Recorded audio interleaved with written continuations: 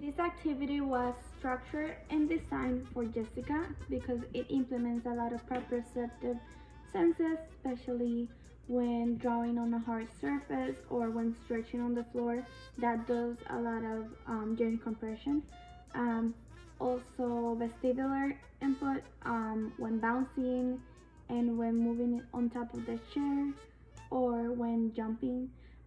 There is also a lot of tactile input, especially when feeling the different textures of the different toys or the texture in the bed or the texture on the body functions mostly challenged in this activity will be muscle power, joint mobility and stability, as well as eye coordination. Mental body functions will be executive function of sequencing and planning, or attention when she is having to follow directions. Common skills include initiating as well as endurance, because it does take a lot of endurance to complete this activity, and there is also a lot of gripping, for example when gripping the pencils or gripping. I must also use the performance skills of positioning herself in front of the paper when trying to draw. There is also going to be a need for stabilizing when she is trying to move all over the place. She's going to have to stabilize the chair before moving into it because it is a swivel chair, so that is the safety precaution. To grade up the activity, the amount of time in which the child will be playing in the obstacle course will be more. Also, there could be more obstacles added to the course, as well as if the client has difficulty with textures.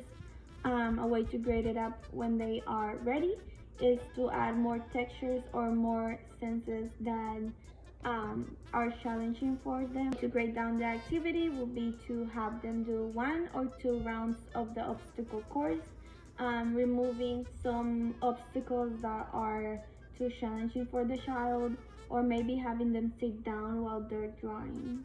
For apraxia, the amount of time required to complete a step could be longer, so they have more time to process the instructions. Also, instructions could be written and verbal, which can be given to the child once they're on that step of the obstacle course. Another way to grade up the activity will be to have a time limit to complete, let's say, 5 rounds of the obstacle course, and that way the child is gonna have to complete and properly hear all the instructions in a limited amount of time.